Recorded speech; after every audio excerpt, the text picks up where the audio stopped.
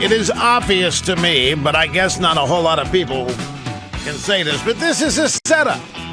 It's a thorough, entire setup. It's got to be a setup. And the Senate ought to deal with it as though it's a setup. If she doesn't show up, then go ahead with the vote. And now the accuser is saying she can't show up. She won't show up until the FBI investigates.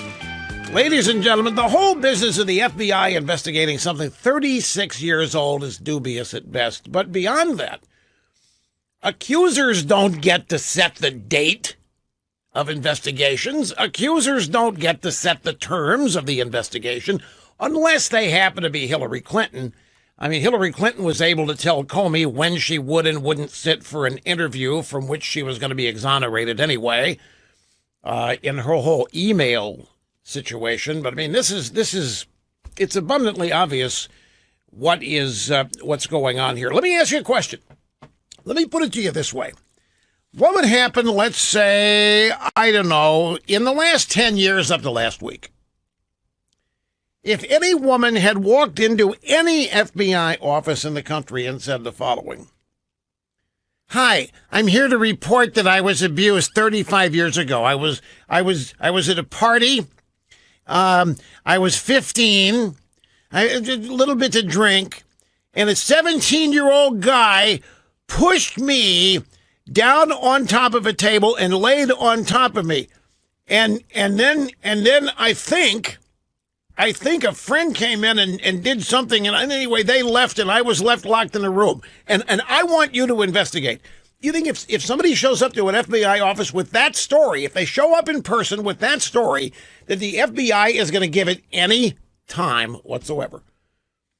The agents are going to look at each other with kind of wary eyes, and they're going to crack silent jokes to one another. No, I'm not kidding. You take this out of the realm of a letter to a crazed partisan United States senator, Dianne Feinstein, and just move this into the victim walking into an FBI office.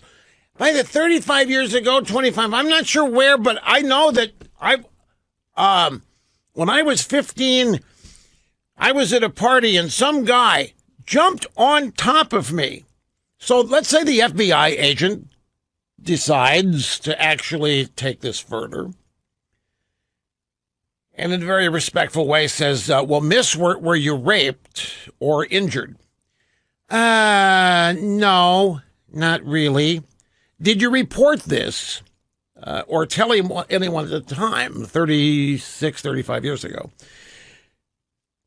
No. What year was this again that this happened? I'm not sure. I think it was 1982. Where did this? I don't know. I was so traumatized, I don't remember any of it. I just remember some guy jumping on me, and I was drunk, and he would, and I don't know, but I want you to investigate it. Okay, ma'am, were there any witnesses?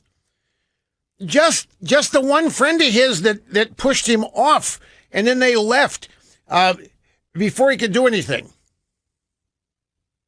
What would the FBI do with this if that scenario happened in one of their field offices? I will tell you what they would do. Zip, zero, nada. And the reason for bringing it up this way is to try to shine some kind of a different light on this and try to put this kind of allegation in some kind of context. Now, by the way, welcome. It's great to have you back, as always. Rush Limbaugh, the EIB Network, and at 800-282-2882. The president is handling this in a quite fascinating way. He's saying, I hope she shows up. I want to hear what she has to say. I really hope she shows up. I'm very interested in what she has to say. We all are. And if she shows up, and if she's credible, why, then we're going to have to do something about that. Meaning he might have to turn Kavanaugh loose. So Trump's out there allowing for the possibility that the woman is telling the truth and has a credible story that would be believable. And that if it is, then he might have no choice but then to jettison Kavanaugh and look for somebody else. Now, what do you think Trump's doing there, Dawn? Look, you look disappointed. What do you think Trump's doing? Well, see, this woman is saying she's not showing up until the FBI investigates. There's nothing for any investigative agency to investigate. This is never going to be anything more than he said, she said. That's all it's ever going to be. The FBI can't investigate. She doesn't even remember where it was. She doesn't even remember to tell him where to go. She doesn't even remember for sure what year it was. She doesn't even remember how many people might have been in the room. How in the world is anybody going to investigate this? So the Trumpster, who, by the way, folks, before this gets lost in the unfolding of the broadcast today, President Trump is doing a bang-up job on the recovery from Hurricane Florence in North Carolina. I mean to tell you, he's there right now. He had an all-points meeting today with local and state officials about the plan going forward to facilitate all of the combined efforts of state, local, and federal to bring this part of the country back. Senator Richard Burr, who's chairman of the Senate Intelligence Committee, he is from North Carolina, and he just said that in 25 years of dealing with disasters in North Carolina, he has never seen the preparation, the coordination, the collaboration of state and local governments with the federal government prior to an event in any way approaching this. This is so far and away much better coordinated. Prep is much better. The work on the ground already began before the storm hit. People are in place now, ready to get in gear. Trump is standing, he was moments ago, he's at a distribution aid center. And people are driving through in their vehicles and picking up aid. People are passing things to them over the open windows of their cars. And Trump's standing right there greeting people as they drive through. And he's chatting with, these are people who have lost everything, and they've got smiles on their faces, and Donald Trump's chatting them up, and they appear to be very happy. And I will wager that those pictures have the left in a tizzy. Those pictures are destroying the left even more. They're expecting and hoping these people will be throwing things at Trump and flipping Trump the middle finger, the famous flying fickle finger middle bird there. And they're hoping that they would be cursing Trump. But instead, they're enjoying the chance to chat with Trump. He's smiling and they're getting aid as they drive through. And it's obvious that they believe he really cares about their plight because he's standing there and talking to them. How many of you, just to illustrate a point here, how many of you have heard any ongoing complaints, stories of woe out of Houston after the hurricane Harvey? No one mentions that storm anymore. Nobody mentions that storm ever anymore. And believe me, if fault could be found, they would find it because the drive-bys have been looking for Trump's Katrina with every storm that's come along, including Hurricane Florence. But the federal government and Trump, coordinating with state and local people in Texas and in Houston, did a great job down there, not to mention J.J. Watt's campaign that raised $35 million. Defensive end pass rushing specialist for the Houston Texans. So Trump is now in North Carolina, South Carolina, doing another great job. There is not a whisper of negatives regarding his administration's efforts on the behalf of people hurt by the weather. Trump is a natural leader. He shows it in the midst of crisis. And he's got to deal with local and state officials as best he can. They're working as hard as they can to get relief aid and, of course, actual insurance-type cash payments to people. I really think that Trump's natural ability, his proclivity, tendency to handle this with aplomb, with confidence, is just another reason the leftists are so crazed. And speaking of leftists being crazed, I have spent many, many moons on this program detailing for you what I think is an absolute crack-up, the deep state and the media over this totally phony investigation into Trump and collusion with Russia. And I've done my best to express how genuinely outrageous and beyond that it is. How unprecedented it is in terms of arraying the forces of the federal government against a singular person in presidential campaign and in presidency. We're in the middle of it. We follow it each and every day, so the impact may be not as great as it should be, but this is a genuine abomination, what is happening here and what has happened to Donald Trump for the past 2 years. I have a story here, actually a column. It's by Julie Kelly at AmericanGreatness.com, and the title of her piece, Media Continues Its Slow Suicide. And her opinion is that despite the appearance, despite how it looks on television every day, that the media and their partners, their willing accomplices, are in the process of destroying themselves. They are destroying respectability. They are destroying their own credibility. They are in the process of literally a death spiral because of their contempt for Trump and their efforts to destroy a duly elected president. Now, I realize a lot of you are not, that's crazy. Media is not destroying itself. Media is only destroying Trump, only destroying Republicans. Media isn't hurting itself. I know it's hard to see. And I know it doesn't feel like the media is losing anything. And I know things look depressing.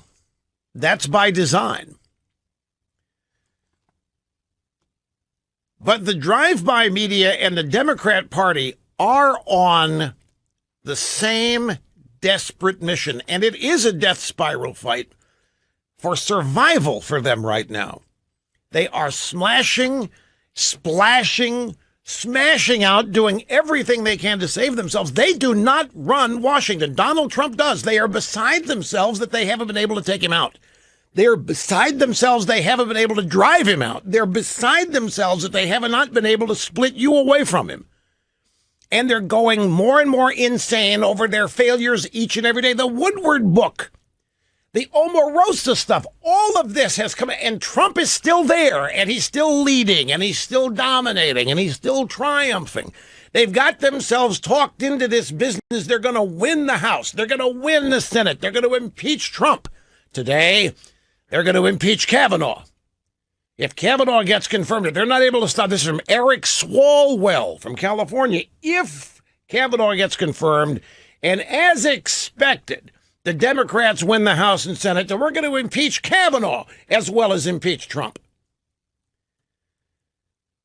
They are convinced that what they are doing is lauded and being supported and applauded by the vast majority of the American people. They continue to conduct and publish what I think are crazy polls that they end up believing, just like Hillary believed the polls, that she was going to win in a landslide. The latest poll that I saw is from Reuters Ipsos, and you know what it says? The American public is losing faith fast in Brett Kavanaugh. The American public may not support Kavanaugh's nomination to the Supreme Court. Well, that doesn't matter, number one. But number two, I just refuse to believe that. I refuse to believe that a majority of the American people are watching what's happening here and supporting it and applauding it. I think that there is so much disgust out there. I think there is so much outrage. I think people are livid at what they're watching being done to Kavanaugh after having seen it happen to Clarence Thomas and Robert Bork. And after having seen this, Kavanaugh is only getting now what Trump gets every day. Trump gets this every day. And I think people are fed up with it. I think a lot of people are fed up with it. I know the polls are out there. Democrats are going to sweep this and that, but then something got in the way, folks. I don't know if you've heard about this, but there was a shocking special election win by a Republican last night in Texas. Voters elected political newcomer Pete Flores to the Texas Senate on Tuesday, flipping a Democrat district red for the first time in 139 years and bolstering Republican supermajority in the chamber ahead of November elections. So wait a minute. I thought Beto, whatever his name, was going to beat Cruz, that the Texas Republicans were going to lose Texas, the Senate, everything else, and that Texas was on the verge of becoming a blue state. Why, that's what all the polls say. Texas is in the middle of going like California and New York and so forth. And then this happened. This is a district that Hillary Clinton won. I forget the majority here, but it's 73% black and Hispanic. It's 23% white privilege, and they elected a Republican. For the first time in 139 years.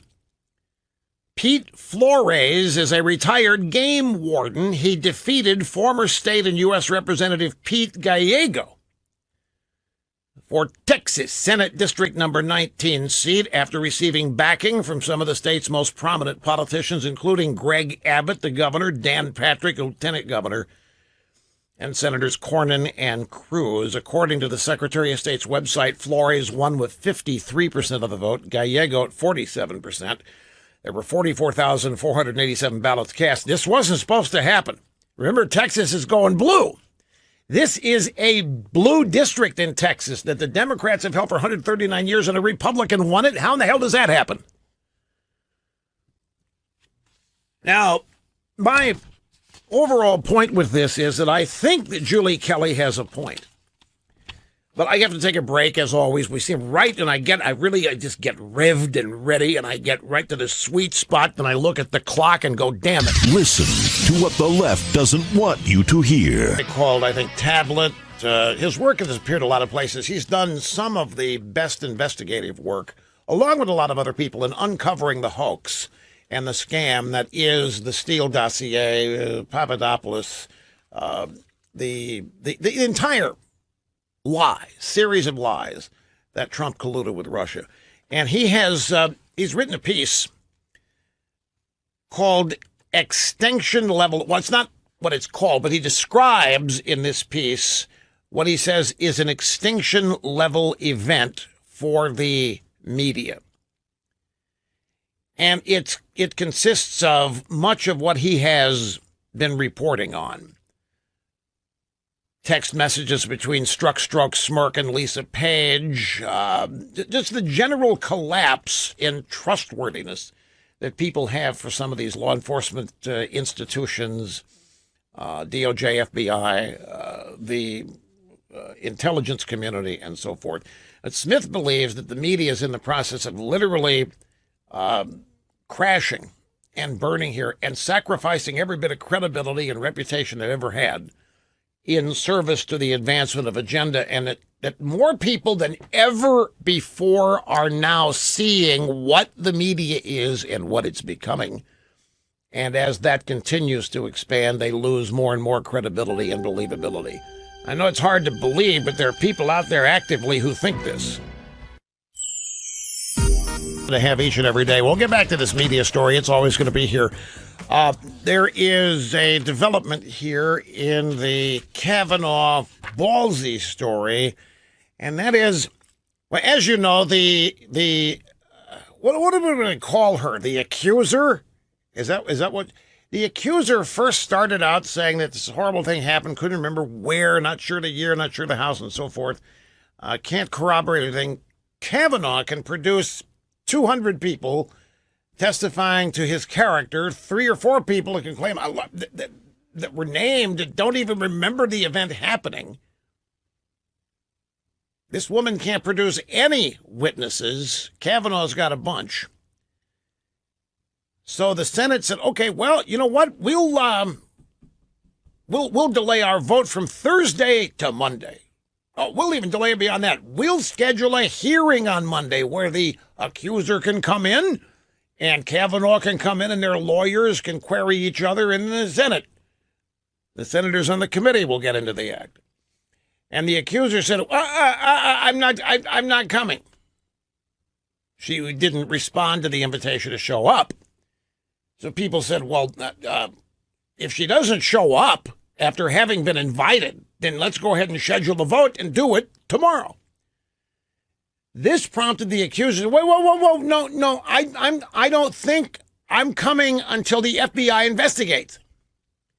Now, I don't care who you are, no accuser gets to determine the scope and the parameters of an investigation. The accuser doesn't get to determine when and who investigates.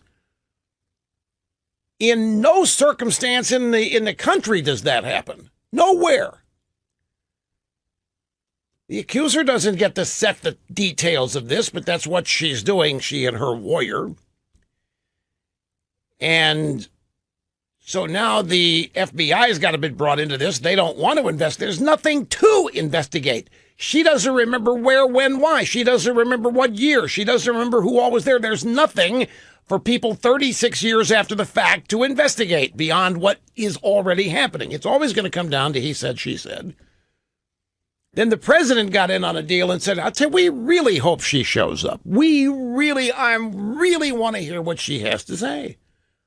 I want to find out if she's credible. I really hope she accepts the invitation of the Senate and shows up on Monday. And if she's credible, why, then we're going to have to perhaps jettison Judge Kavanaugh, pick somebody else. Her lawyers say, nope, we're not showing up Monday. We're not showing up ever until the FBI investigates. This so obviously is a setup. So here is the latest development. Are you ready for this? Senator Grassley. This is according to CNN. CNN has an anonymous source claiming that Senator Grassley is now willing to go to California to interview the accuser. Now, does that mean the entire Senate Judiciary Committee would join Senator Grassley on the Senate charter flight to interview her where she is most comfortable? Would she accept this, or would she continue to say, I'm not doing anything until the FBI investigates? Because it is so obvious that this is a setup. She doesn't want to answer questions, and I don't think ever will. That isn't the point of this. The point of this is to delay this nomination because they really think they're going to win the Senate. There are polls out there that say the Senate is now in play. I think that's one of the reasons Feinstein released this. One of the reasons she held this. Nobody, I will guarantee you. Well, I can't guarantee you, but my intelligence guided by experience, I don't think very many people believe this, babe. And I don't even think that's the point. Now, don't tell a lot of people I'm saying this because it'll get me in big trouble. But I don't think too many people really believe her. That's not the point. The option she provides is delay. All her lawyer has to keep saying, I'm not bringing my client forward until the FBI investigates. The FBI, I think the CIA should take a look at it now. Whatever other thing they can come up with to delay, they will. She's not going to show up and answer questions, and I think that's what the president knows. When the president says, I really hope she accepts the invitation. I really hope she shows. I really want to hear what she has to say. And if she's credible, bye-bye, Brett. Well, you know Trump doesn't want to jettison Kavanaugh. So, and don't say this too loudly, but it's obvious some people on our side are trying to goad the babe into showing up. But you don't want to say that too many if you could give it away. You know, we want to continue to play the psychological game here. But I don't think anybody, I don't think Feinstein even let the cat out of the bag. She can't confirm that all of this is truthful. And then she had due damage control to walk that back. Did you hear about that? Whoa. Grab audio soundbite. Where is it? Grab soundbite number 7. This is from yesterday on Capitol Hill. She really blew it on this and immediately had to start walking this back and doing damage control. This is a woman, and I really believe, who's been profoundly impacted by this. Now, I can't say everything's truthful. I don't know. I can't say everything's truthful. Man, you have not seen an 80-year-old woman do a 180 faster than Dianne Feinstein did yesterday, except maybe Ruth Buzzy Ginsburg and her famous workout now that CNN televised. Man, oh man, did that send ripples of panic through the left when Dianne Feinstein said that she's not, I can't say everything's truthful. They don't believe her. I don't think. If they did that, had brought this up, this would have been long ago used. But in the Me Too movement, you simply can't say, you know what, I don't believe you, lady. I just don't. Nobody in politics can say that. We on the radio can say it all day long. But they can't, obviously. So now Grassley has offered to go out to California. Do you think Chuck Grassley really wants to go to California, really wants to interview this babe to find out? They're giving her every opportunity. They're going so far out of their way to be cooperative. Can you think of any other Senate witness where the committee chairman is offered to go to them in circumstances and settings that are amenable to whoever is being queried, interrogated, or interviewed? And if this is true, she'll find a way to turn this. I've left my home, and I can't accept this invitation. I'm getting death threats. I'm feeling very scared. I'm feeling very frightened. I'm feeling very, very unsafe.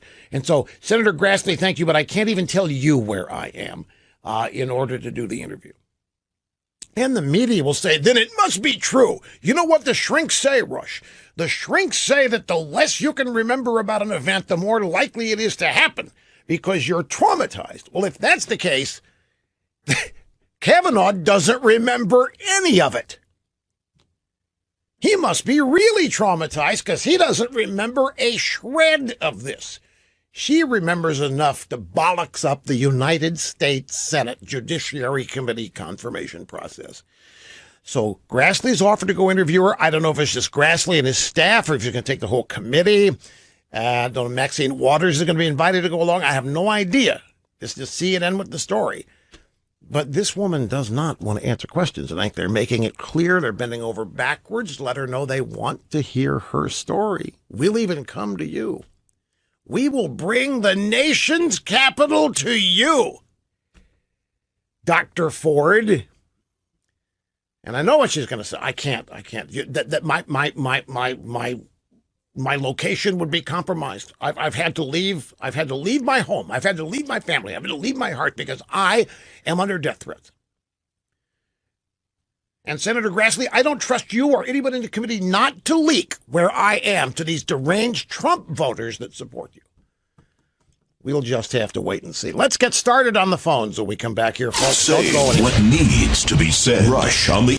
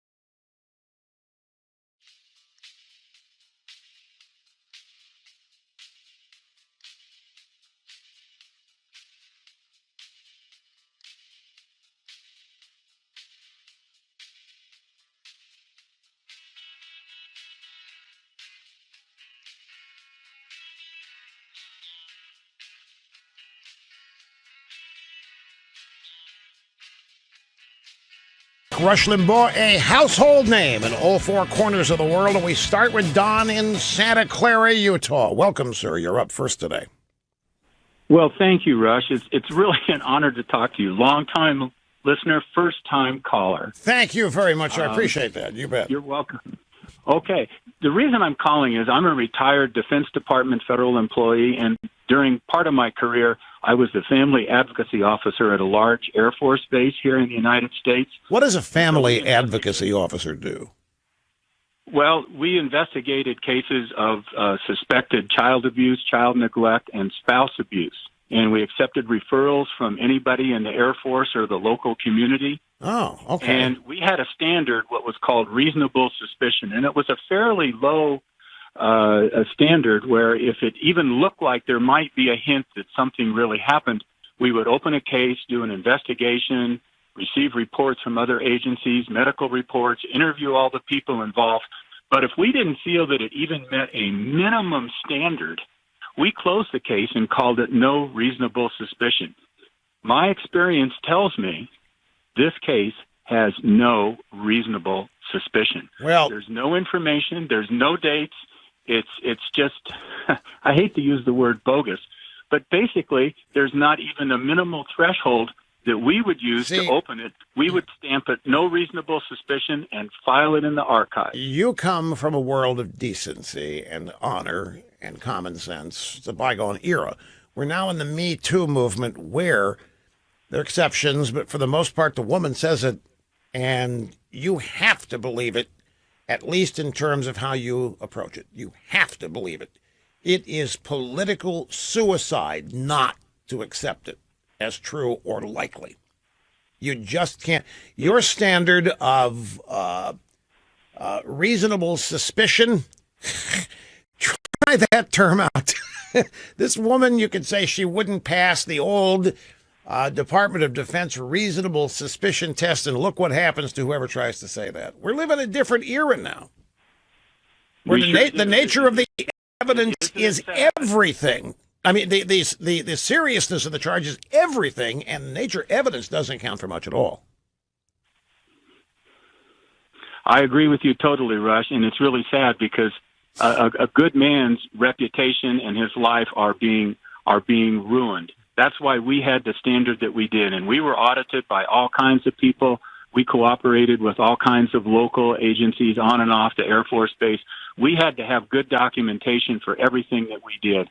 And this thing is totally bogus with no facts. I mean, where do you start an investigation with this other than interviewing this lady, which she's refusing to do? It's just ridiculous. Yeah, she's relying so much here. This is not about what really even happened. This is about simply delaying Kavanaugh's confirmation vote. Oh, absolutely. An added bonus is they get to destroy his character and reputation along the way. And if they get away with this, if they get away with this, you can say goodbye to decent people wanting to find their way to Washington to spend any serious time. The only people going to be left are going to be deranged progressives running everything, because decent people aren't going to want any part of this. Decent people haven't the slightest idea how to deal with this and don't want to. You're absolutely right, Rush, and it's really sad that our society has come to this level. But thank you for doing what you do. We're with you, brother. Thank you. I appreciate it. That's an interesting, I've never heard of reasonable suspicion. Reasonable doubt, everybody's heard of. Reasonable suspicion. It sounds like that was a mechanism that would allow for an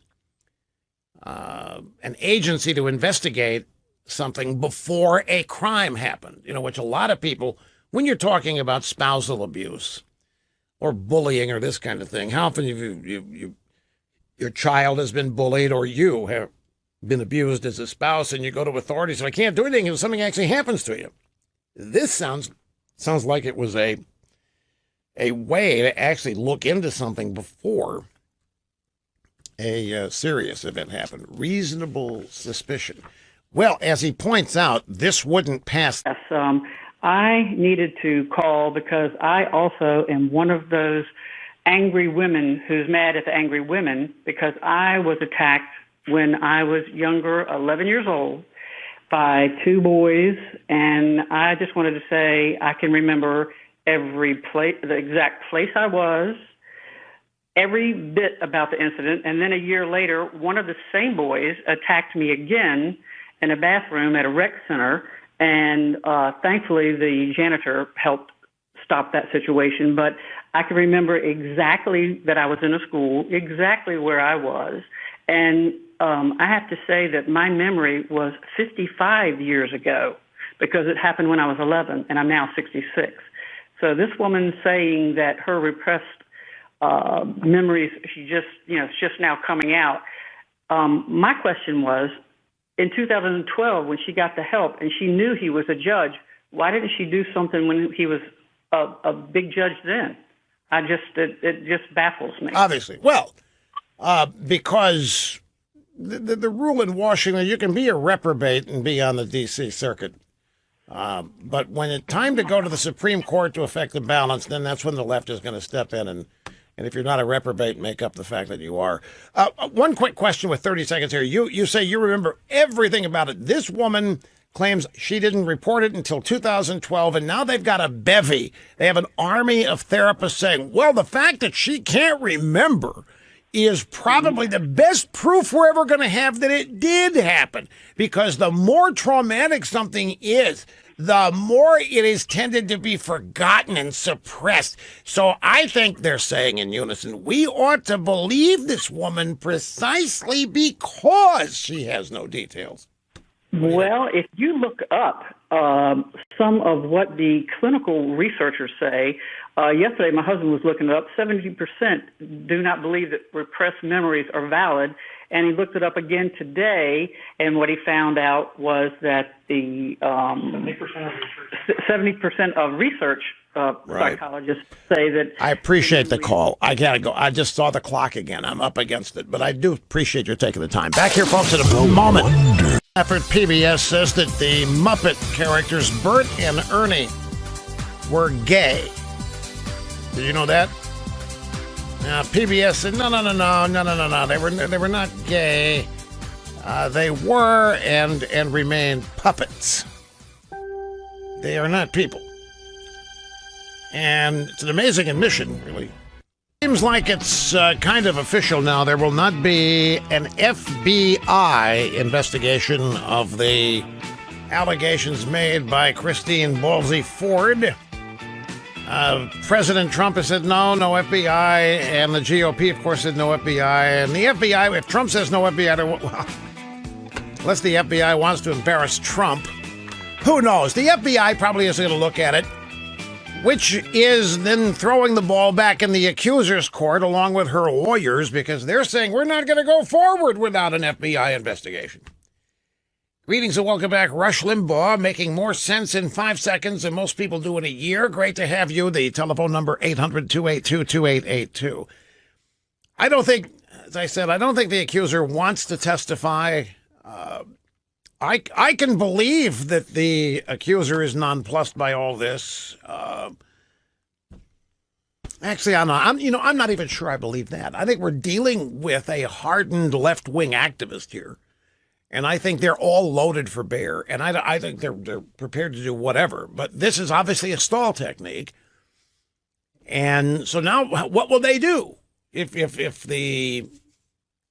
the request for an FBI investigation is being denied, then the accuser says, well, then I'm not going to come forward. The latest is that Grassley, supposedly now, Grassley has offered to go out to California to interview her, which she can easily reject by saying, no, Senator Grassley, he's just trying to find out where I am. I've had to leave my home. I don't feel safe.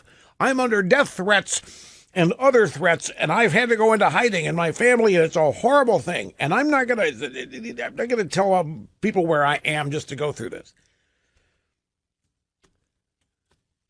At some point here, Senator Grassley, the president, the Republicans are going to have to decide to reschedule that vote. And I wish it were still happening tomorrow. We know the Democrats are going to oppose, and we know they're going to oppose in unison. But we're talking about the Judiciary Committee vote here, not the full vote of the Senate. That's what was scheduled to happen tomorrow. And if this woman refuses to testify, you can't let this woman or any other accuser who refuses to come forward and answer questions about her allegation, you can't allow anybody like that to shut down the quote-unquote government, right? Oh, we can't have government shutdowns. And this is shutting down the United States Senate Judiciary Committee, which is exactly the objective and the idea. So we will continue to discuss this as the program unfolds. There's no question here that this is a hit job. It's a political hit job. If it looks, walks, and quacks like a duck, it's a duck. And this is a political hit job. And if I was lying, and if I was engaged in character assassination, I wouldn't be in a hurry to testify about it before the entire world. Because I would realize I don't have to do that in order to destroy somebody. All I've got to do is make the allegation, and a whole political party will back me up. All I have to do is make an allegation about the guy, and a whole political party, entire political party, and most of the United States media will back me up. And I don't ever need to testify. I just have to keep making demands that entire political party will support and the media will support, demands I know will never be met, like the FBI investigating this.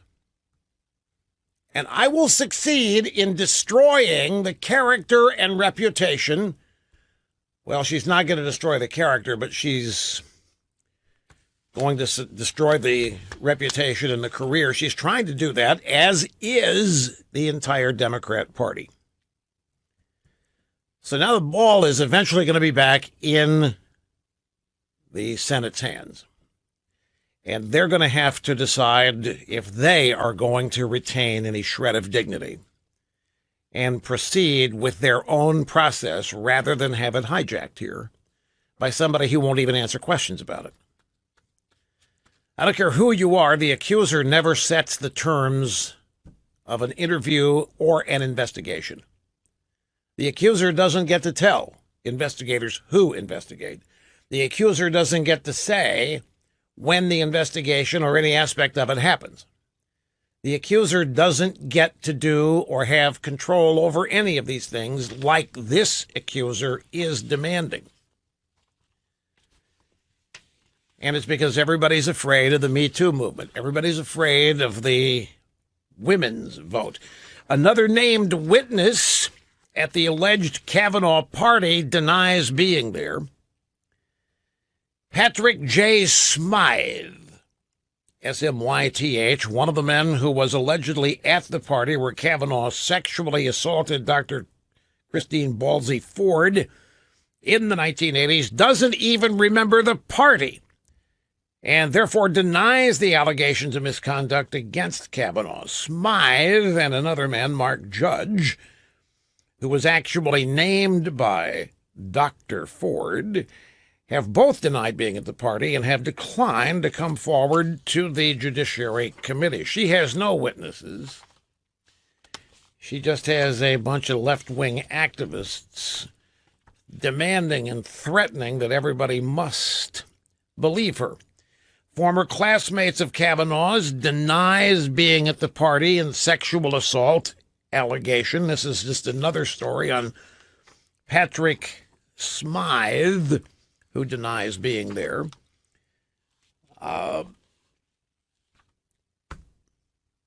Lindsey Graham, I thought this is Lindsey Graham, Senator Lindsey Grahamnesty, in a statement to the Washington Post. Senator Graham likened the way Democrats have handled this allegation to a drive-by shooting.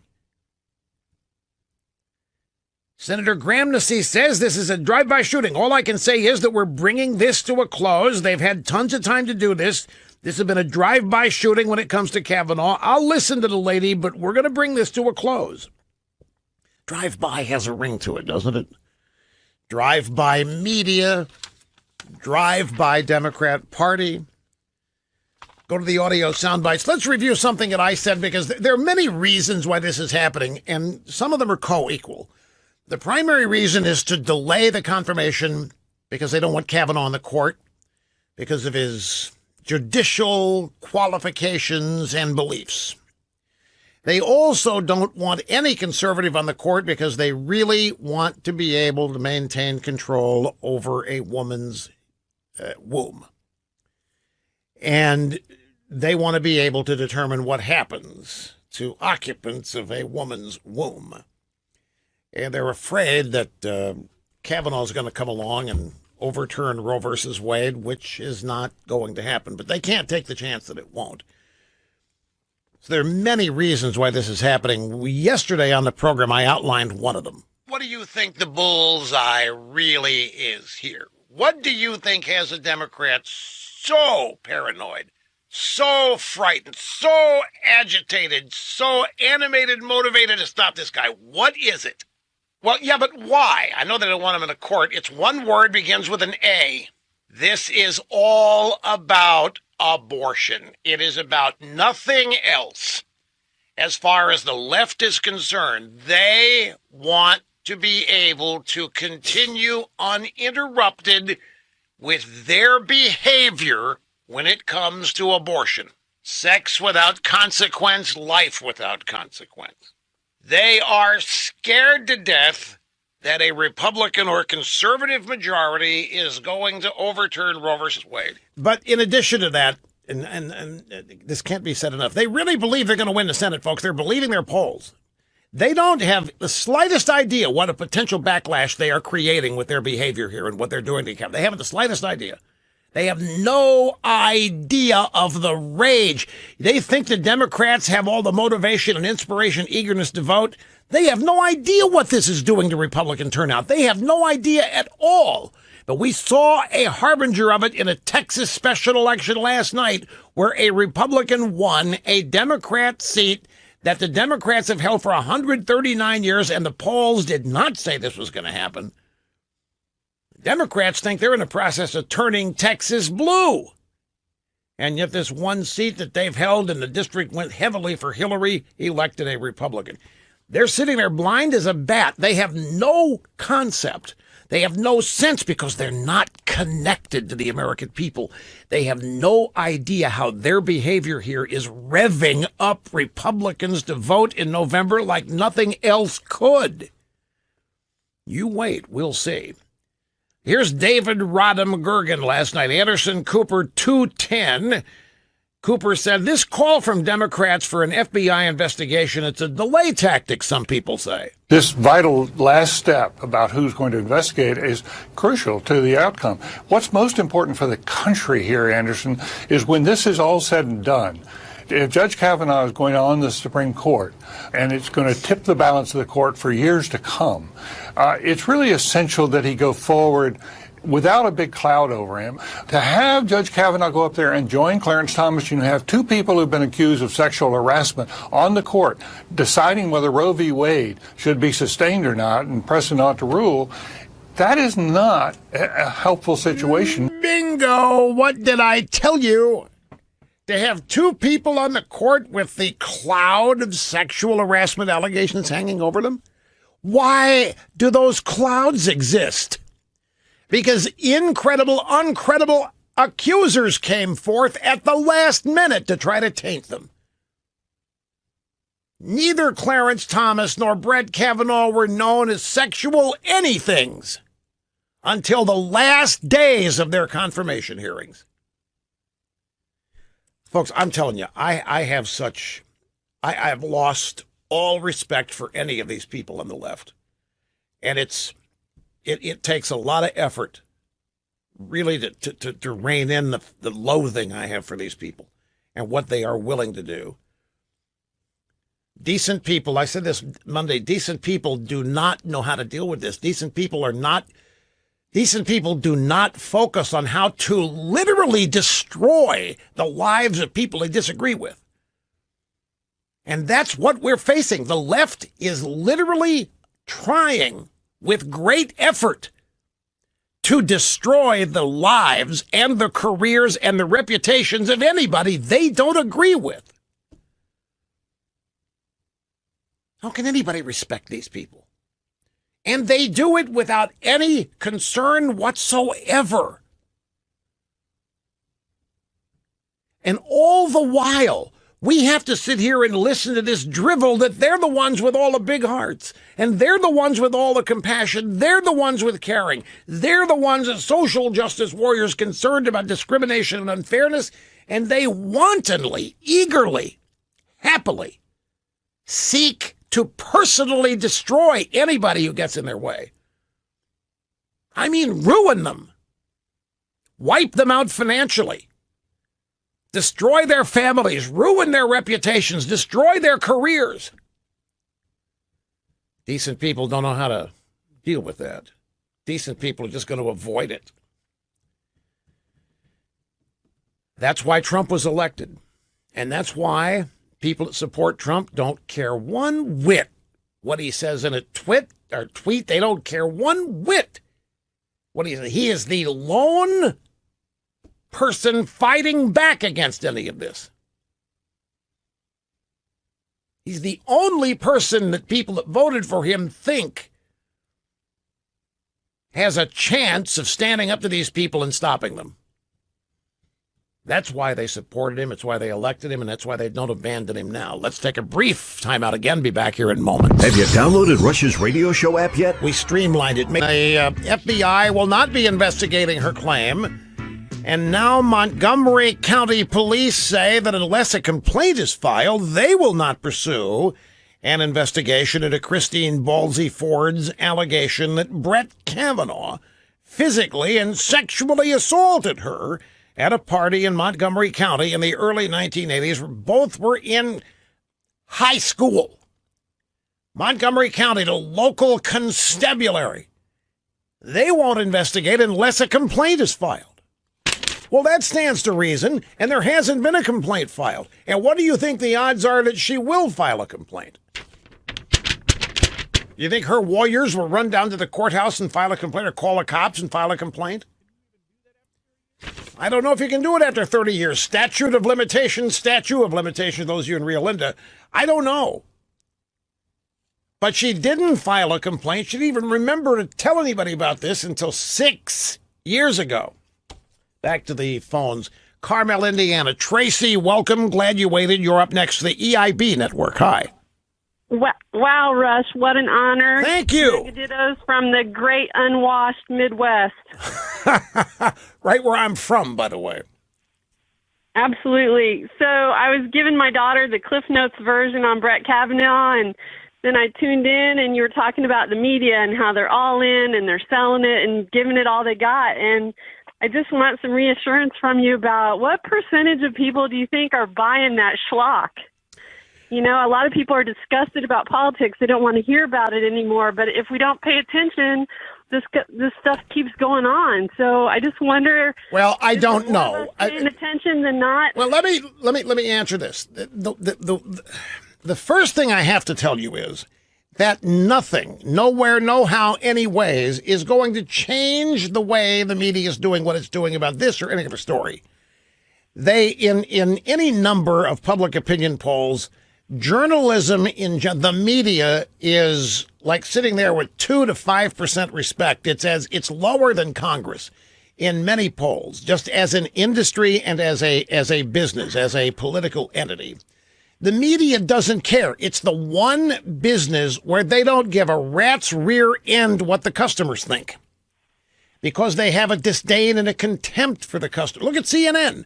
CNN has been hemorrhaging audience for 2 years. They don't care. It doesn't matter to them. I know, but I still see it on in my bank. When I go into the bank in the red county, in the red state where I live, I see CNN. I don't get why there isn't more of public outrage about it. Well, we don't know that there isn't. The polling data is suggestive that people are not buying what they see. Look, this is a real tough, it's a tough thing to answer.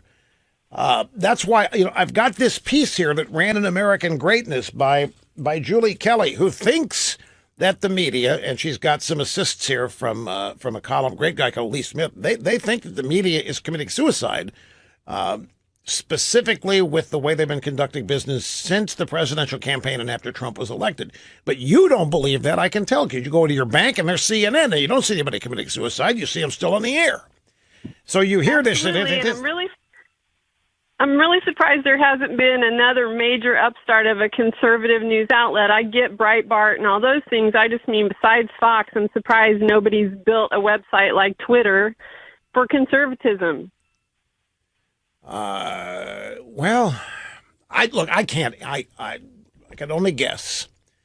I could only guess at that. I'm going to get on and drive my school bus. I have to go. I'm so thrilled to talk to you, but I want to tell you thanks for the Rush Revere books. My homeschooled daughters have really enjoyed them, so thanks, and I hope they keep coming. Well, thank you very much. You even said homeschooled. I like you drive a school bus. I did. Awesome. Well, look, I'm glad you called, Tracy. Thank you very much. I wish I had confident, comforting predictions about the media. What I know is that no matter how bad it gets for them, no matter how much audience they lose, no matter how much money their parent companies lose, they're not going to change. The last thing they're going to do, they're going to remain who they are and what they are and how they do it, regardless, because they are a political entity in their own minds. They're not a business entity. The people who work in media don't care about profitability. In fact, most of them think that the news divisions of the companies for which they work ought not even be subject to bottom line considerations because they have a constitutional duty and there shouldn't be any limits on money and there shouldn't be any profit pressures. But in terms of it affecting their content, it ain't going to happen. They'll just keep laying people off if they continue to lose money, but it's not going to have any kind of impact that you would expect any other business. Losing customers would adapt and change, not the media. So however bad it gets for them, you're really not going to see the evidence of it because they're going to keep doing as they always have. For most Meeting and surpassing all audience expectations every day. Rush Limbaugh loving it and living it here from the Limbaugh Institute for Advanced Conservative Studies, Advanced Anti-Media and Anti-Leftist Studies. Let me read to you just a couple of excerpts here from Julie Kelly's piece, Media Continues Its Slow Suicide. Now, you've heard much of this from your host. Her uniqueness here is that she is predicting that all of this is going to lead to the media imploding and destroying itself. And I would love to tell you I agree with her about this. You know, there are a lot of people during the Clinton years and all through the Obama years. I can remember the number of moralists, for example, on our side, good people, who wrote that Clinton doing this or Obama doing that, or now the FBI, DOJ doing this is going to destroy their collective reputations and so forth. And it didn't happen. And it was like these people were stuck in a period of time in the past where there was such a thing as public shame. And that a reputation was subject to one's own integrity or lack thereof. But I mean, people with no integrity and dishonesty and able to pull that off in a likable way will keep getting away with it. Here you got a guy, Kavanaugh, who has got impeccable reputation in virtually every aspect of his life. Every aspect, his reputation, character, unassailable. And now, where is it? What would you say they have done to his reputation? Well, Ted Kennedy kills a woman, has a habit of abusing and disrespecting women, abusing them sexually.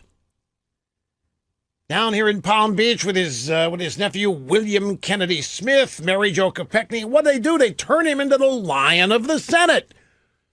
He becomes one of the most respected, veneered Democrats ever. Bill Clinton, ditto. Meanwhile, Clarence Thomas There was never a shred of evidence he did anything that he did, and zilch, zero, nada for Kavanaugh, and yet look what happened to them. Now, you want to tell me that there's any justice in this? There isn't any justice in this whatsoever. The left doesn't care. They're happy. They're more than happy to destroy people. They attempt it every day, depending on who they think is in their way. And so, yeah, a lot of people over the years have expected this kind of behavior to come back and haunt these people and bite them in the rear. But last I looked, Ted Kennedy passed away with glowing hero worship by everybody in the Democrat Party. You couldn't get them to talk about his actual treatment of women, showed any kind of disrespect for him whatsoever. Ditto with Bill Clinton. And the list on the Democrat side is longer than just those two. So the belief that somehow there is a moral code that ends up handing out justice, I don't think people believe that anymore. I don't think people believe that there is a set of standards that define goodness and decency and that they triumph. I think what people are seeing is that indecency, perversion, lying, character assassination, and assault, they are what is winning. They are the champions of political life in America today. So you can forgive people if they don't believe that all of this is eventually going to come back and bite people and hold them accountable. But here we have, Conrad Black is one of those people. He is insistent that these people are going to pay a price they can't even imagine paying. That the American people are going to be the ones to let them know what a bunch of reprobates everybody thinks they are. Conrad Black has untold faith that this is going to happen. So does Julie Kelly, writing in American Greatness, and so does Lee Smith. Here's an excerpt of what she's read. You've heard much of this on this program. She says there's a more sinister agenda behind this collective media malpractice and cacophony. And that is to hide their complicity in the biggest political scandal of all time, which included the weaponization of the nation's most powerful government agencies to spy on a rival presidential campaign, included the illegal leaking of classified information to friendly journalists to defame American citizens associated with the Trump campaign, and included the sabotage of an incoming presidency. The media is happy to distract us with manufactured non-scandals that advance the political interests of their friends. Look, there's no question that I believe the Mueller investigation is in large part a massive cover-up of the real crimes committed by the people that run that town. The Democrats, the media, people in the Washington establishment, that's all to be covered up. They're the ones that committed real crimes, and they continue to commit them against the Trump presidency. She continues here. Each week, new details emerge about how the media seeded the Trump-Russia collusion hoax, SEEDED. This has been uncovered, by the way. I'll tell you how they did it.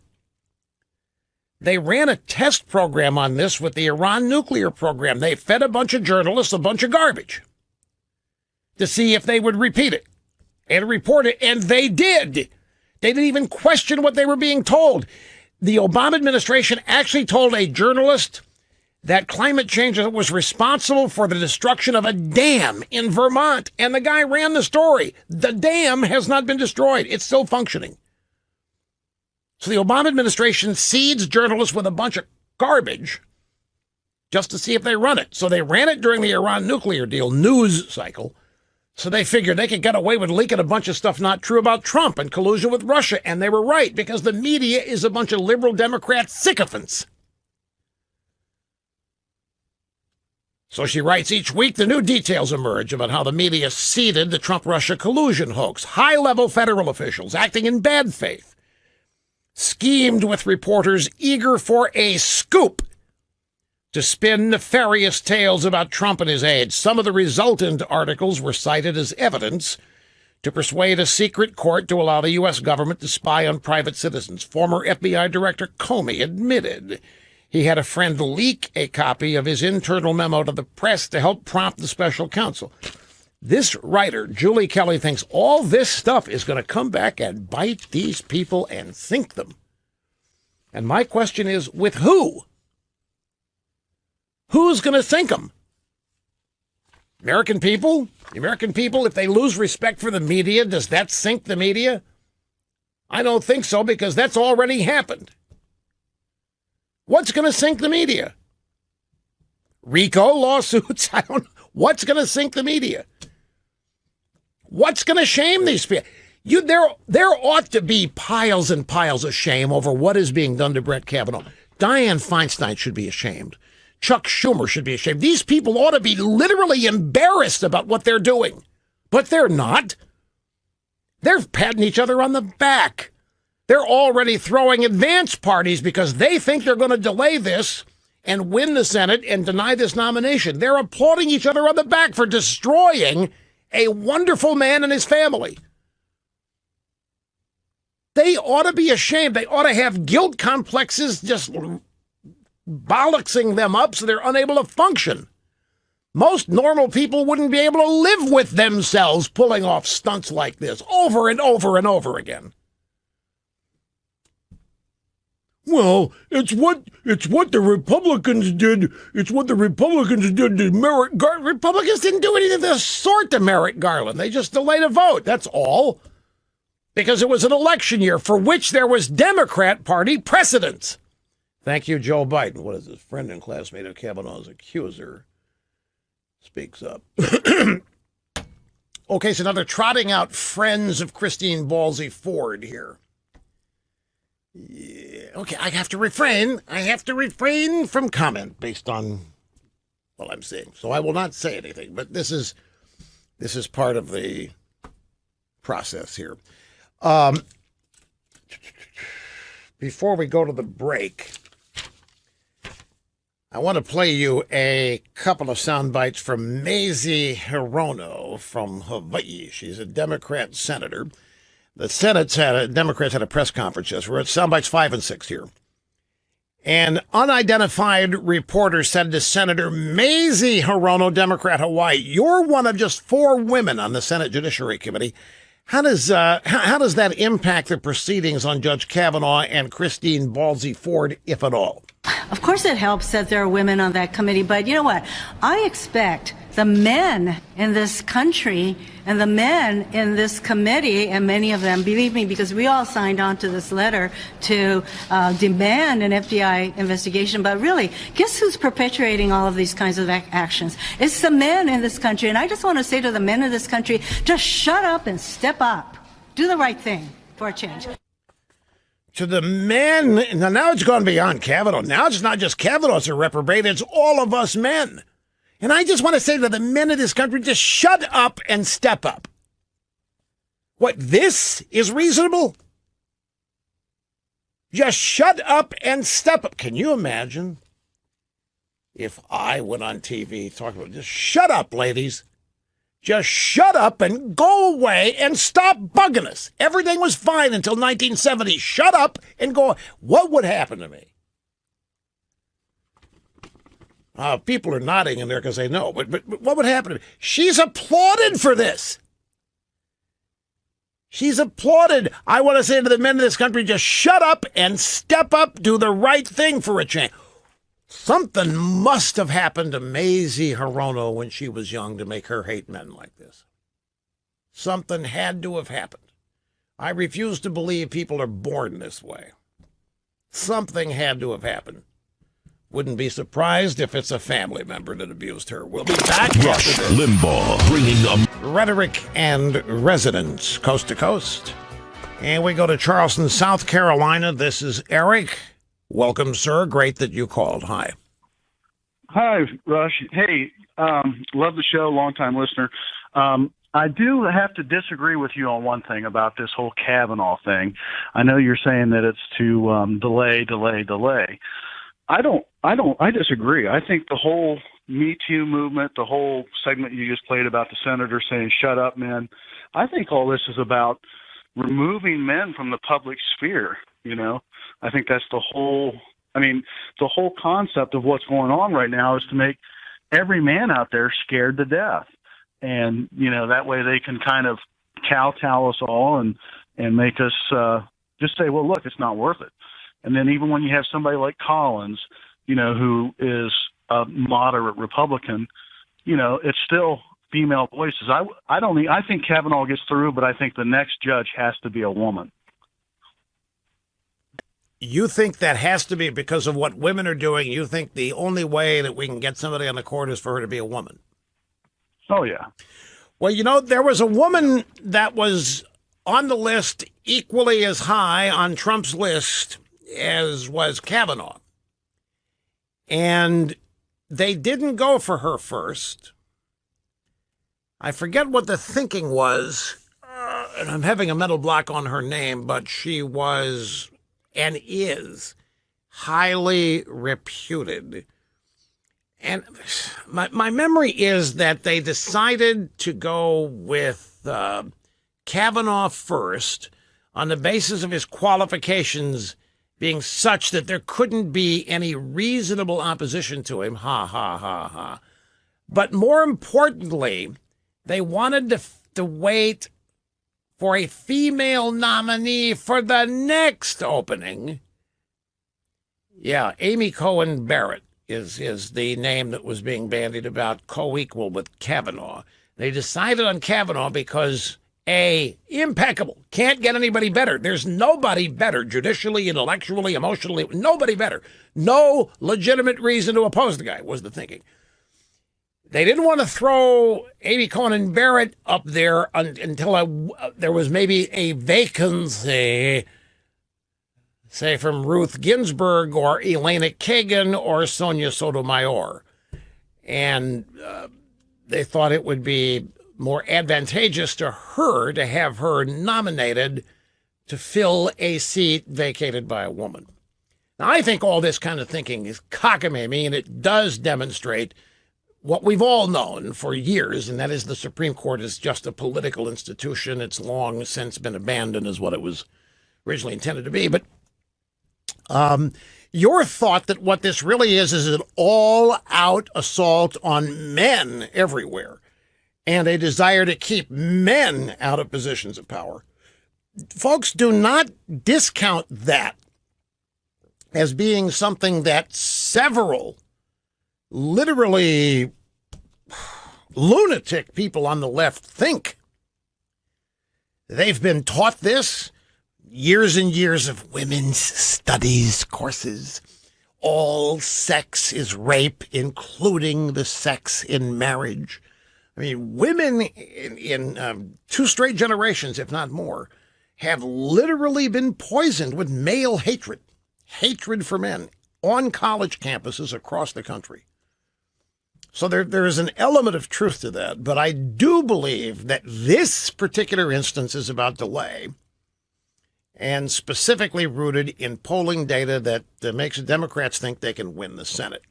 Mazie Hirono from Hawaii, who said men should just shut up and go away or step up and do the right thing.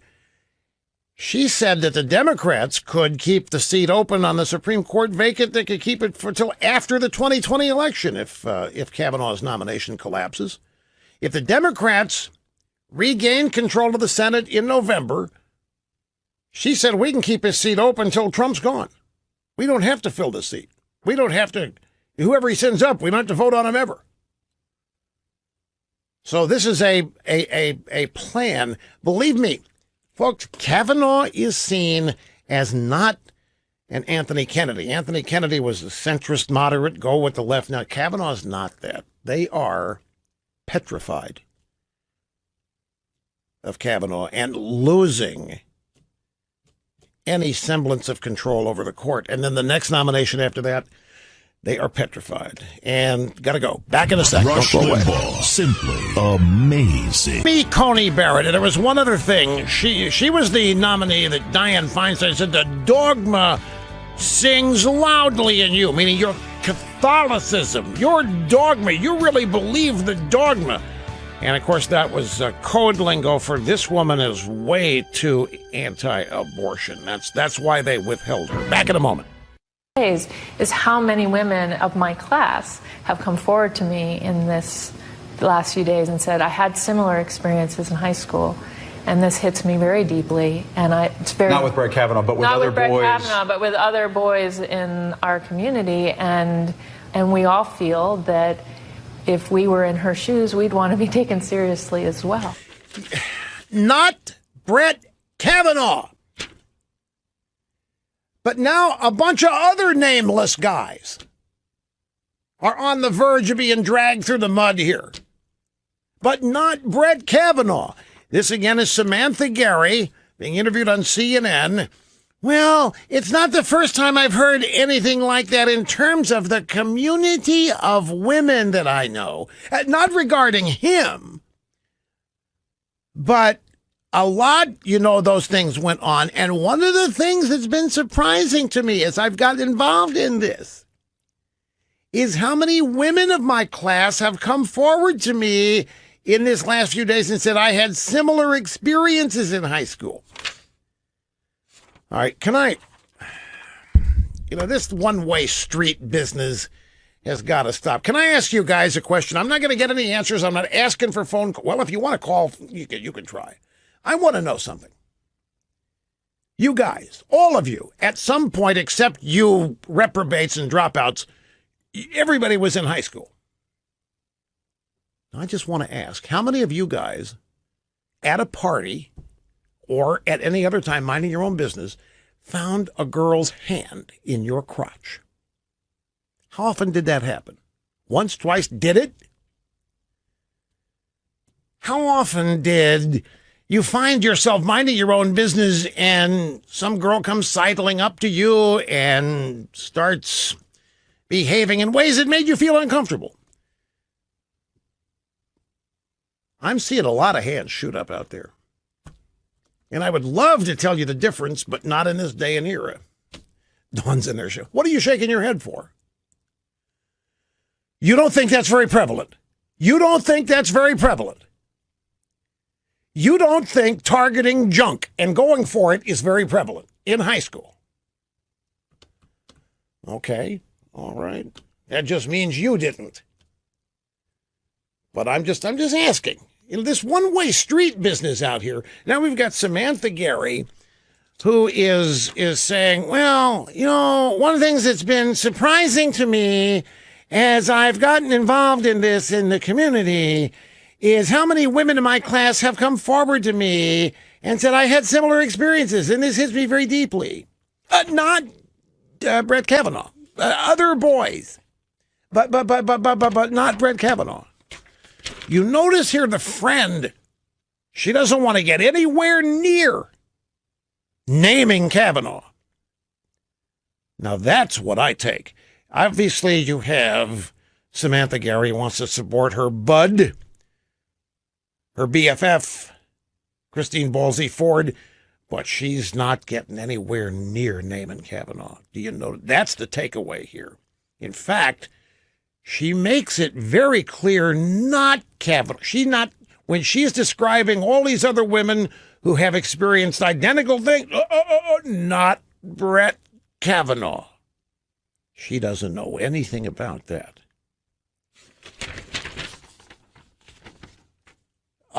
Did Christine Ballsy Ford not tell her about Kavanaugh? Just describe this stuff in general. Or did Christine Ballsy Ford not tell her anything?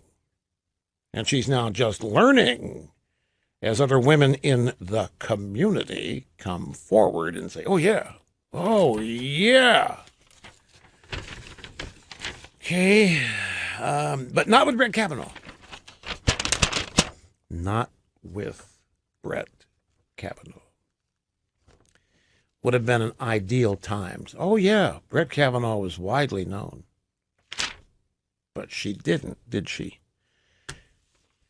She makes a point here. She wants to be perfectly clear she doesn't know a thing about Brett Kavanaugh. even when she's describing what this stuff that happened was. Not Brett Kavanaugh, not him.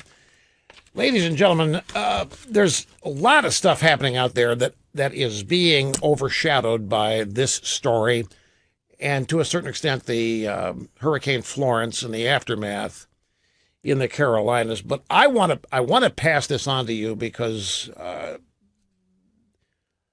this is important work that's being done out there by Project Veritas. James O'Keefe has released another batch of secret videotapes that he made with people in what he's calling the deep state at Homeland Security and the Department of Justice.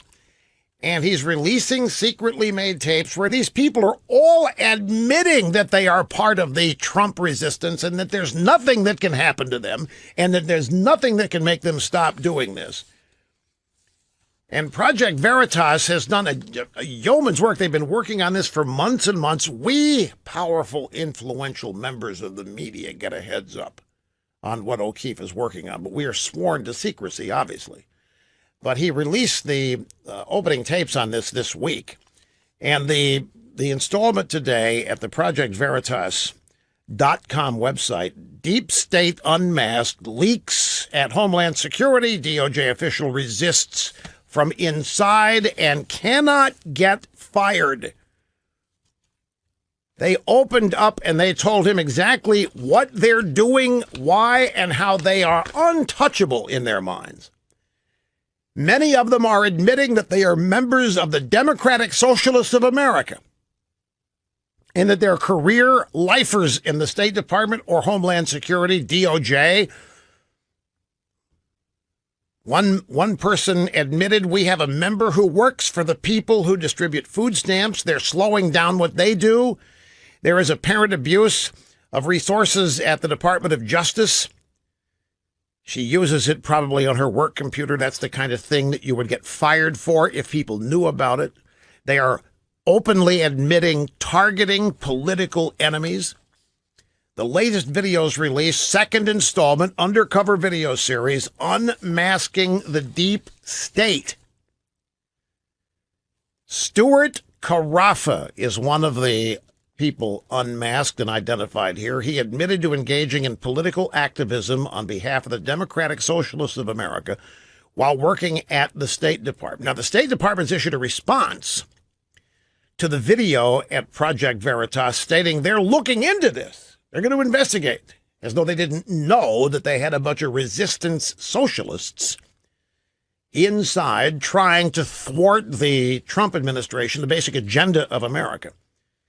The video today that Veritas has released features a DOJ paralegal, Allison Raber, reportedly using government-owned software and computers to push the socialist agenda from inside. Also featured Jessica Schubel, the former chief of staff for the Centers for Medicare and Medicaid Services during the last Obama term.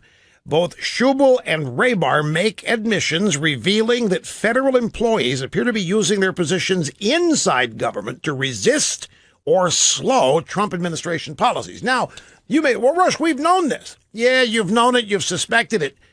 O'Keefe and Project Veritas have them admitting to it on video, proudly, happily admitting to it, and basically claiming nothing can happen to us. We can't get fired. O'Keefe believes that laws are being broken in the process of this. As a member of the Democratic Socialists of America, Raber was seen chasing Homeland Security Secretary Kirstjen Nielsen from a D.C. area restaurant. You remember when she was harassed? She was having dinner with her family, was harassed. It was a DOJ member, somebody working in the government that was part of the protest group that was harassing her to leave. So O'Keefe and the Project Veritas people continue to do their work in exposing the left and doing it with secret video where these leftists own up to it and admit it. I mean, this is how we found out, folks, of Robert Kramer. Robert Kramer, who was with Obama 65 times. Robert Kramer, who was hiring people and paying them to go protest Trump rallies during the campaign with the encouragement of Barack Obama and Hillary Clinton. Hillary Clinton campaign, Robert Kramer, who's the husband of a Democrat member of Congress. We know this because of O'Keefe. We know this because of Project Veritas. Getting these people to admit it in secret video. Let's take a quick break and back before you know it. Be prepared to overpower the... More quickly after all of this, these ridiculous claims, and they won't be taken as seriously.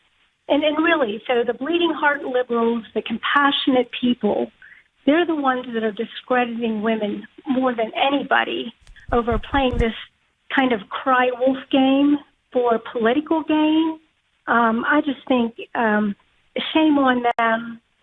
You know, women have struggled for so many years to be taken as seriously in the workplace. Yeah. And now we have women going around making these unfalse claims, making us look unstable, and using this card to get gain from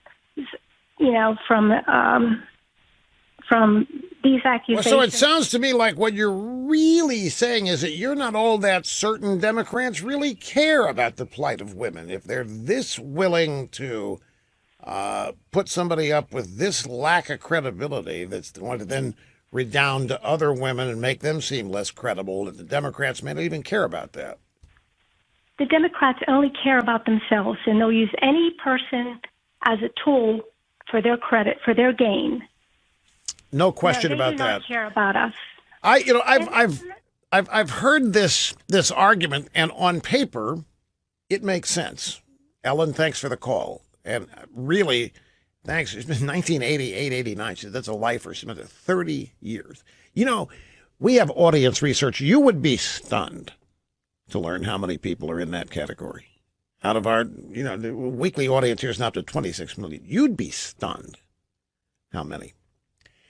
I was when we found out. Anyway, I hear this argument that this is really going to harm other women who are going to be reluctant to come forward because they're not going to be believed. And I've heard the argument about rape. Same time, if a woman comes forward with a false allegation that is demonstrated to be false, that then harms other women to whom it did happen, who may not be believed. And as I say, logically on paper makes sense. I'm not sure I've seen any evidence of it. I would love to be corrected on this. But for example, there have been other women. Did Anita Hill stop Christine Ballsy Ford from coming forward? Quite the contrary. Anita Hill, I have a story that details the stardom that she has received following supposedly risking it all to come forward about Clarence Thomas. And this is another myth that these women, they really run the risk of becoming fools forever and destroying their lives and losing it all, Mr. Limbaugh. Well, Anita Hill kind of bombed out in her effort to keep Clarence Thomas off the court, but books by Anita Hill, Speaking Truth to Power, Reimagining Equality, Stories of Gender, Race, and Finding Home. In popular culture in 1999, Strange Justice, a movie about her and Clarence Thomas. 1994 Law and Order episode, Virtue, about a young lawyer feeling pressured to sleep with her supervisors, based on Anita Hill. A 2013 documentary film, Anita, which chronicles her experience during the Thomas scandal. A 2016 HBO movie, Confirmation, Anita Hill portrayed by actress Kerry Washington. Hill is mentioned in the 1992 Sonic Youth song Youth Against Fascism. Awards and recognition. American Bar Association Commission on Women in the Professions Women of Achievement Award, 1992. 2005, selected as a Fletcher Foundation Fellow. 2008, awarded the Lewis P. and Evelyn Smith First Amendment Award for the Ford Hall of Fame. Ford Hall, that's not even half the page of the awards and movies and books that she has written, appeared in, or been portrayed in. She's wealthy. She has jobs at major universities. There's not one negative thing that happened to Anita Hill for losing. And now a word from the National Keep Our Own Kids Safe campaign about the danger of soccer. I see soccer as not a violent sport. It's a symptom of violence, not really a cause of violence. Keep Our Own Kids Safe national celebrity spokesman Rush Limbaugh. Are you a paid member of the soccer lobby? There have been people in other endeavors of human activity who have known of inherent risks and have lied about them. If anything, your words will serve only to embolden people's efforts to spread the sport of soccer, and I hope that doesn't incorporate an increased number of injuries and so on and so forth. Well, me too. I can only bring the information to the people.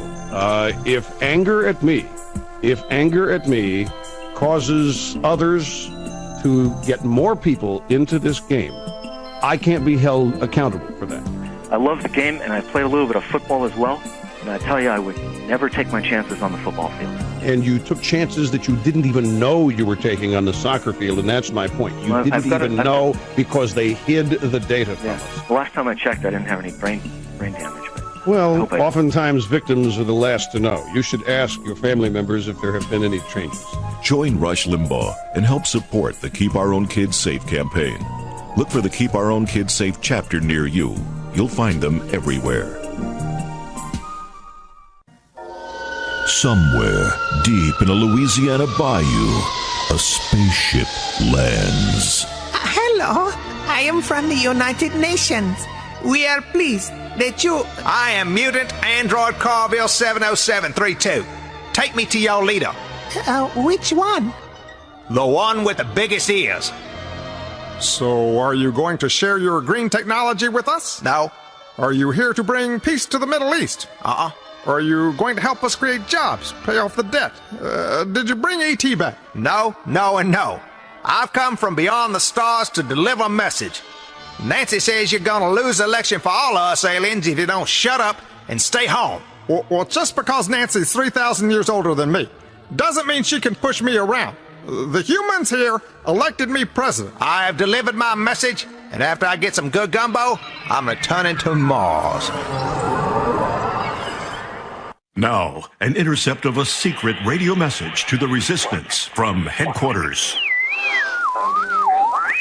My fellow comrades, the last few days have given us a few setbacks in our march to overthrow the duly elected government of Donald Trump. First, our Russian collusion offensive has largely failed, as our propaganda outlets at CNN, New York Times, and the Washington Post have had to retract or change stories to reflect the problem of unavoidable factual information.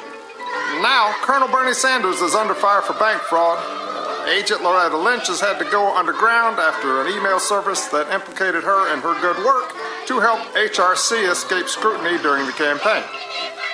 On the bright side, though, we may still be able to get at least a few jihadists into the U.S. after the court struck down most of the travel ban, and the Republicans in the Senate have embraced enough of Obamacare to make Trump care really suck if they decide to pass it this week.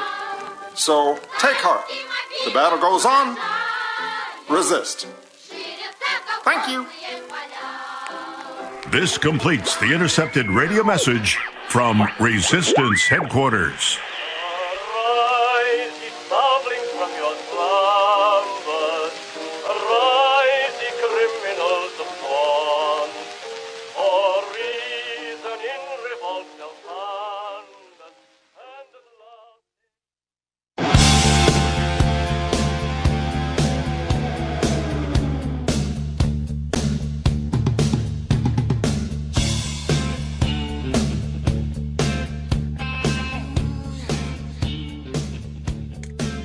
Welcome back, my friends. El Rushmo, your guiding light through times of trouble, confusion, murkiness, character assassination, and even the good times. You know, our friends at Ball and Branch, they get tons of emails and phone calls every week from you. We tell everybody about the great bedding that they sell, the fabulously luxurious sheets, the brand new pillows that they have just released.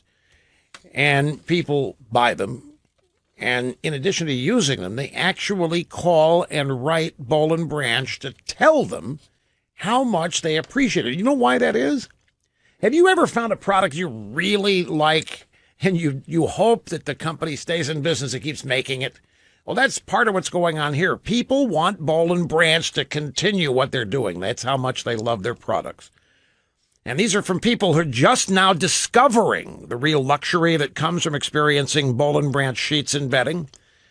These kinds of reviews are the substance that motivates Boll and Branch to keep on keeping on. They create more ways to experience their form of luxury. Boll and Branch are best known for the sheets that they make with pure organic cotton. People find their products online. They're not at retail. That's how they keep the price point down. They're not opposed to retail. It's just if they sold this stuff retail, they wouldn't be able to sell it at the price they're able to. This would cost $1,000 at an upscale department store. The kind of sheets you get at a 5-star, 4-star hotel suite. And they also like a direct relationship with every customer, and they can have that by selling online. Now, early on, Boll and Branch decided they could offer their brand of luxury directly to consumers much more affordably. And they love passing along the savings to you. They've invested some of the savings in packaging, which is itself a work of art. And once you get your first set of whatever you buy there, you're going to realize that this stuff makes excellent gift-giving material as well.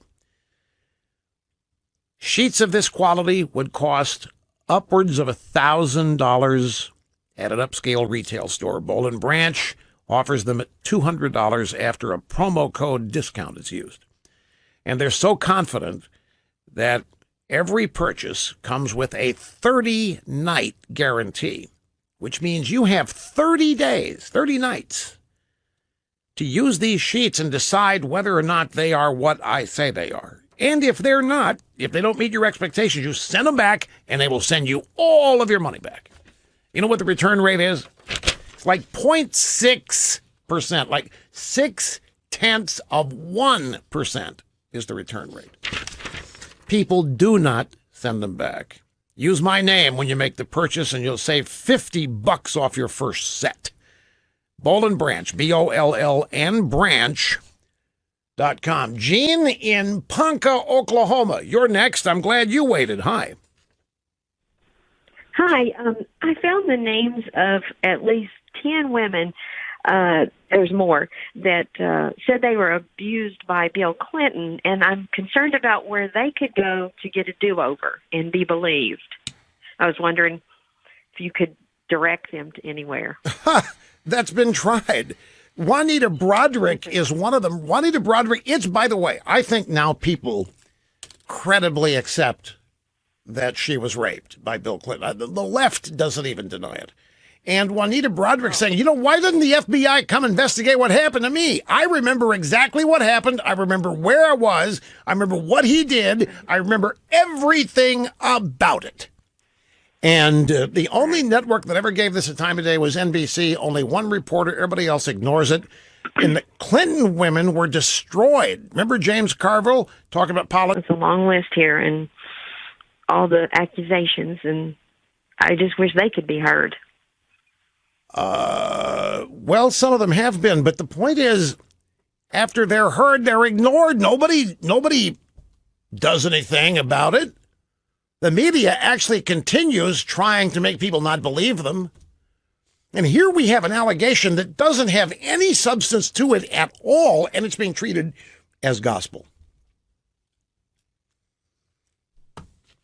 It's man, I just saw on Fox, by the way, and this is stuff, when I hear this, I say this can't be true. It just can't be. But some info babe on Fox just said that internal White House polling shows too much complacency among Trump voters leading into the November elections, that they're not all that hepped up to vote. Trump voters, Trump won. Trump's continuing to do good things. What do I need to care about? Now, that does not compute with me unless There is one way, unless these people have just tuned out the news because they're so fed up with it, they just don't watch it, in which case they may not be even aware what's going on here with Kavanaugh. But see, that doesn't make sense to me either.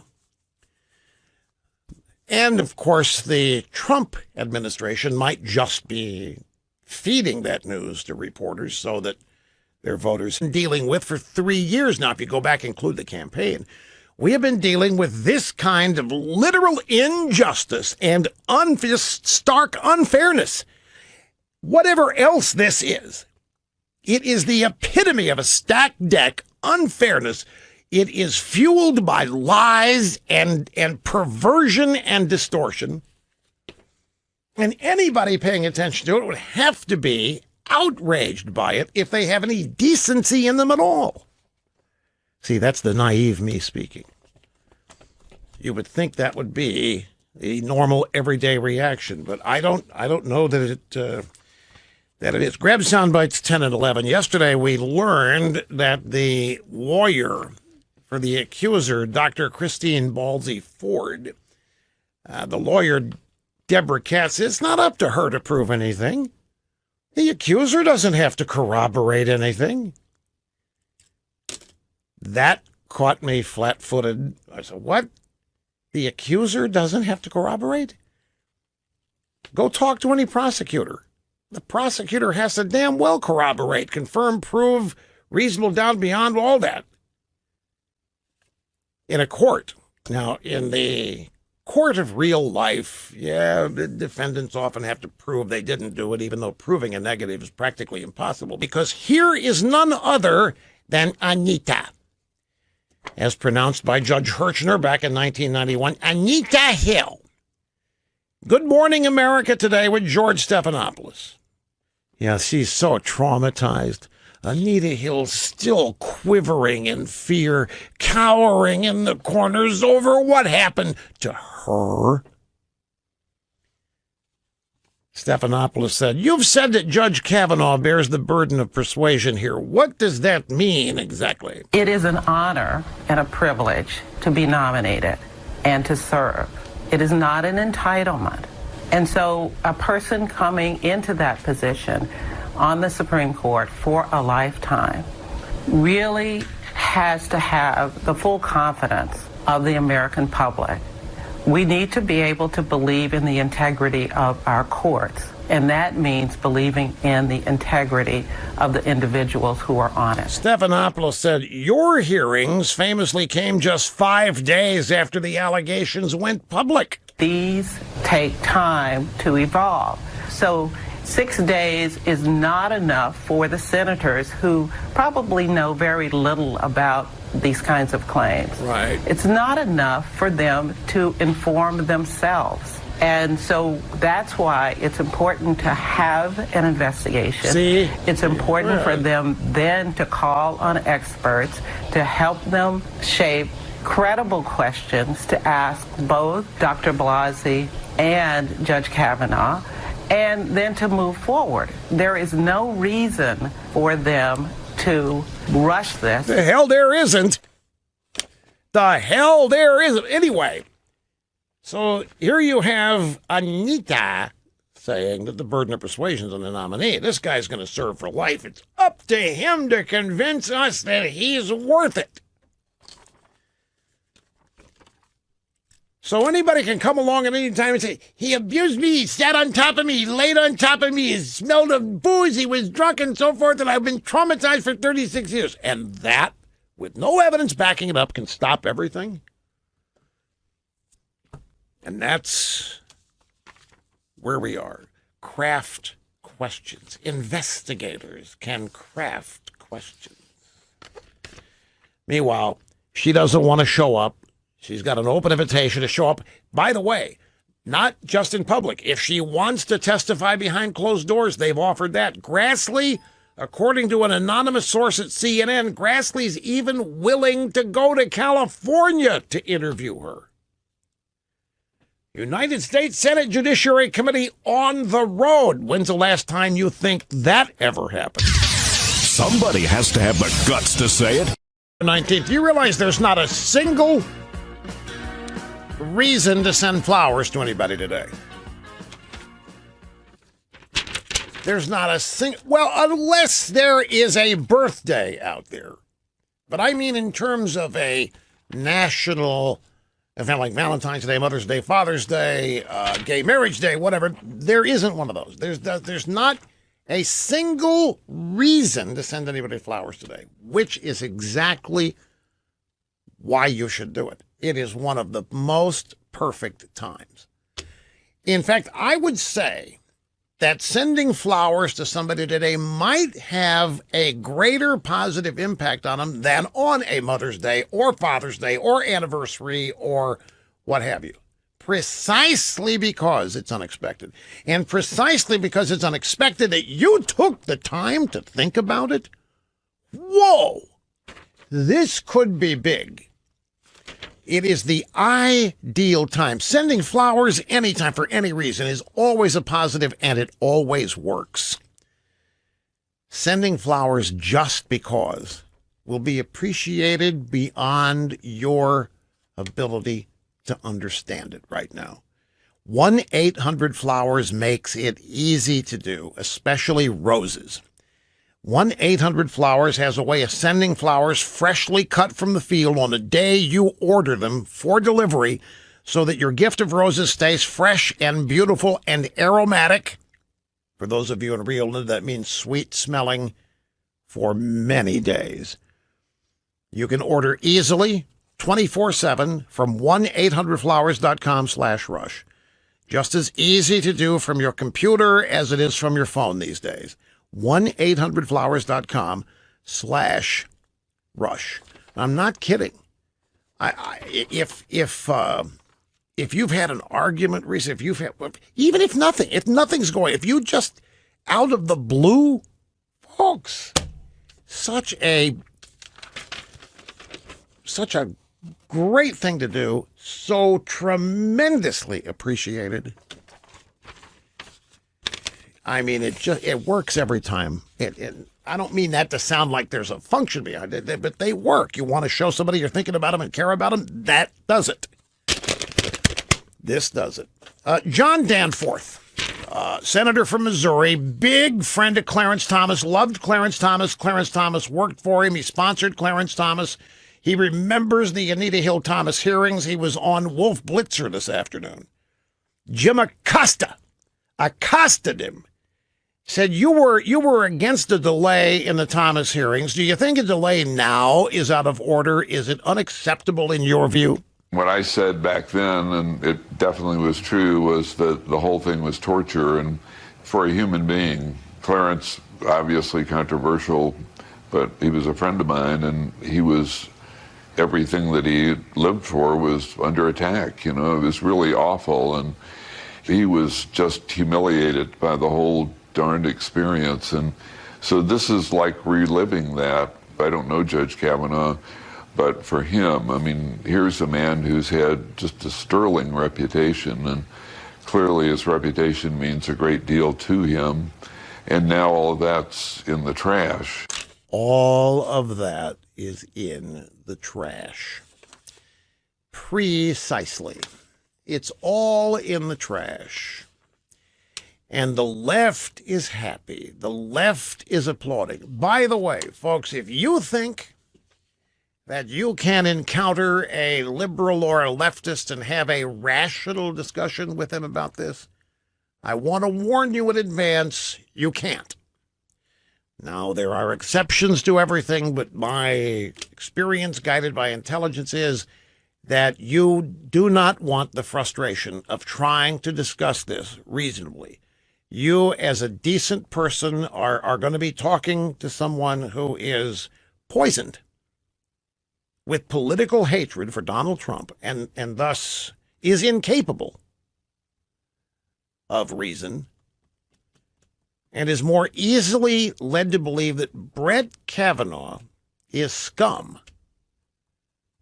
than the truth about Brett Kavanaugh. So if you're going to try it, just be warned.